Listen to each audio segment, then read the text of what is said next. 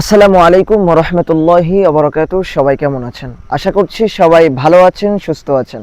তো যাই হোক, আজকে একটা বিষয় নিয়ে আলোচনা করব। সেটা আমরা অনেকেই জানি না যে আমাদের কতটুকু সম্পদ থাকলে আমরা কোরবানি দিতে পারবো, আর কতটুকু সম্পদ না থাকলে আমাদের উপর কোরবানির ওয়াজিব হয় নাই। তো সেই কথাটাই আমি আজকে বলবো। তো আলোচনা খুবই শর্টকাটে সেরে দিব, একটা কথাই ছেড়ে দিব। সেটা আমরা অনেকে জানতে চাই যে আমাদের উপর কি কোরবানি করা ওয়াজিব হয়েছে।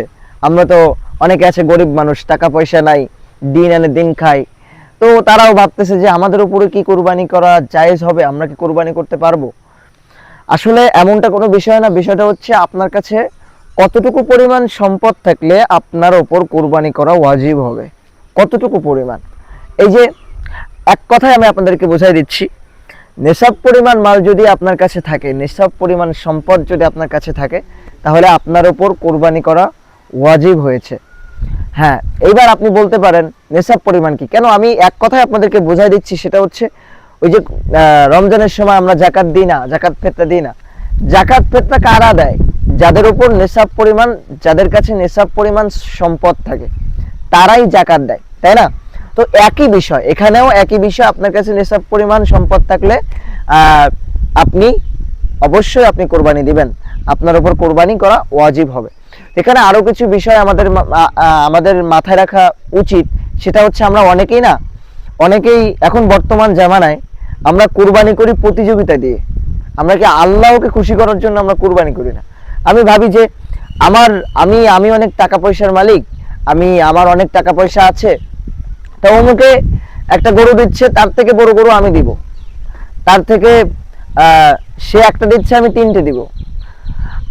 সে তিনটে দিয়েও সে আবার লোকের কাছে বলে বেড়ায়, এই আমি তিনটে গরু দিচ্ছি, আমি 5টা গরু দিচ্ছি কোরবানি। আমার মতো এরকম গরু কিনে কেউ কোরবানি দিচ্ছে না এলাকায়। এরকম ভাবে সে বুক ফুলিয়ে বলে বেড়ায়, সবার কাছে সে বলে বেড়ায়। তো এইরকমটা করলে ভাই আপনার কোরবানি কিন্তু কবুল হবে না। কারণ কোরবানি করতে হবে একমাত্র আল্লাহর জন্য। দেখেন, আল্লাহ পাক রব্বুল আলামিন কিন্তু আপনার আমার কাছে, আপনি কোরবানি ঠিকই দেবেন, আল্লাহ পাক রব্বুল আলামিন কিন্তু কোরবানির কোনো গোশত নেবেন না, কোনো কিচ্ছু নেবেন না, আপনার কাছে টাকা পয়সা কিচ্ছু নেবেন না। শুধু আল্লাহ পাক রব্বুল আলামিন এটাই দেখবে যে আমার বান্দার তাকওয়াটা কতটুকু মজবুত আছে, কতটুকু মজবুত আছে, আমার বান্দা কতটুকু আমাকে ভালোবাসে। কোরবানি ভালোবাসার একমাত্র উদ্দেশ্য কোরবানি করা, তাই না? তো আল্লাহ পাক রব্বুল আলামিন বান্দার এটা দেখেন যে বান্দার তাকওয়া কতটুকু মজবুত আছেন, কতটুকু আমার উপর ভরসা করে, আমাকে ভালোবাসে, আমার জন্য কোরবানি দিচ্ছে। এই জন্য আমরা যারা কোরবানি দিব, আমাদের মনে এটা থাকলে হবে না যে আমরা গোশত খাওয়ার জন্য কোরবানি দিচ্ছি, আমাদের আত্মীয় স্বজন আসবে, অনেক মজা করে আমরা গোশত খাবো। এটা না, এটা একদমই না। কোরবানি হবে একমাত্র আল্লাহর জন্য, একমাত্র আল্লাহর জন্য কোরবানি হবে। তাহলে আপনার কোরবানিটা প্রকৃত কোরবানি হবে। দেখেন, অনেকে আছে, আমরা এই মাসালাটাও জানা দরকার। আসলে ভাই, এটা আমি এরকম ভাবে বলছি, আপনারা আবার অনেকে ভাবতে পারেন, ওরে বাবা কত বড় আলেম হয়ে পড়েছে, কত বড় মুফতি হয়ে পড়েছে, মাসালা দিচ্ছে। এমনটা কোনো বিষয় না। আসলে আমি খুবই জঘন্য একটা ব্যক্তি, জঘন্য একটা মানুষ। তবে যতটুকু জেনেছি যে কোরবানি আসলে এটা আমাদের ভিতরে মাঝে মাঝে ভুল হয়। মনে করেন আমরা একটা গরু, সর্বোচ্চ 7 জন পর্যন্ত আমরা ভাগিদার থাকতে পারবো, কিন্তু 7 জনের ভিতরে যদি মনে করেন আমরা 7 জন, তো অত থাকে না, 4 জন থাকে, 5 জন থাকে, এরকম থাকে। তো 4 জনের ভিতরে মনে করেন একটা গরু আপনারা 4 জন মিলে ভাগাভাগি করে দিচ্ছেন। তো এই 4 জন মিলে, এই 4 জনের ভিতরে একজনের মন যদি এদিক ওদিক হয়, একজনের নিয়াত যদি থাকে যে আমি গোশত খাওয়ার জন্য কোরবানি দিচ্ছি, বিশ্বাস করেন আপনাদের কারোর কোরবানি কবুল হবে না, কারোর কোরবানি কবুল হবে না। শুধু গোশত খাওয়াটা হবে, কিন্তু কবুল হবে না।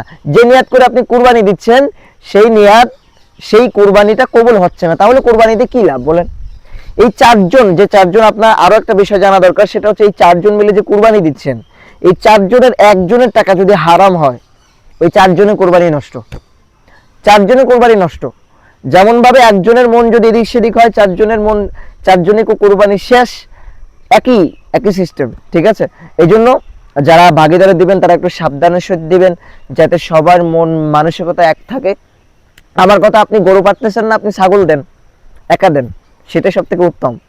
আবার যদি আপনি পারতেছেন ভাগাভাগিতে না দিয়ে একাই দেন, ঠিক আছে। এখন যদি আপনি ভাগাভাগি দেন, যদি ভাবেন না এনাদের সাথে দেওয়া যায়, এনারা তাকওয়াবান লোক, তাহলে আপনি দিতে পারেন, সেটা আপনার সম্পূর্ণ ইচ্ছা, ঠিক আছে। তা আমরা অনেকে আছি যে হারাম টাকা দিয়ে কোরবানি দিচ্ছি। ভাই এই কোরবানির টাকাটা প্লিজ, কোরবানির টাকাটা আপনার হালাল করার চেষ্টা করবেন ইনশাল্লাহ, ঠিক আছে। তা নাহলে কিন্তু কোরবানি কবুল হবে না। হ্যাঁ, এই কথাটা আমরা সবসময় মাথায় রাখবো। হ্যাঁ, আল্লাহ পাক রব্বুল আলামিন, আমি যতটুকু কথা বললাম, আল্লাহ আমাদের সবাইকে আমল করার তৌফিক দান করুক, সবাই বলেন আমিন।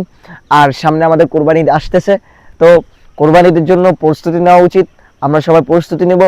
যেমনভাবে বললাম, আপনার কাছে যদি এখন বর্তমান যদি নেশাব পরিমাণ মাল হিসেবে যদি হিসাব করতে যায়, তাহলে 61-62 হাজার কিংবা 63,000 টাকা আপনার কাছে থাকা লাগবে, ঠিক আছে। আমি আবার সম্পূর্ণ হিসাব দিলাম না, তো মোট কথা আমি হিসাব করে বলছি যে 61 কিংবা 63,000-এর মতো টাকা আপনার কাছে থাকা লাগবে, যদি আপনার সমস্ত প্রয়োজন নেশাব পরিমাণ মাল, মানে কি বোঝায় যে আপনার সমস্ত ঈদের দিন আপনার সমস্ত প্রয়োজন মেটানোর পর যদি 61-62-63 হাজার টাকা থাকে, এরকম টাকা পরিমাণ আপনার কাছে অবশিষ্ট থেকে যায়, তাহলে আপনার জন্য কোরবানি করা ওয়াজিব। আপনি কোরবানি না করলে আপনি গুনাহগার হবেন, কোরবানি করতে হবে, ঠিক আছে। তো আল্লাহ পাক রব্বুল আলামিন আমাদের সবাইকে সঠিক বুঝে আমল করার তৌফিক দান করুক, সবাই বলেন আমিন। তো আজকের ভিডিও এই পর্যন্ত, ভালো থাকবেন সবাই, সুস্থ থাকবেন। এখনই আপনাদের মাঝ থেকে বিদায় নিচ্ছি। আসসালামু আলাইকুম ওয়া রাহমাতুল্লাহ।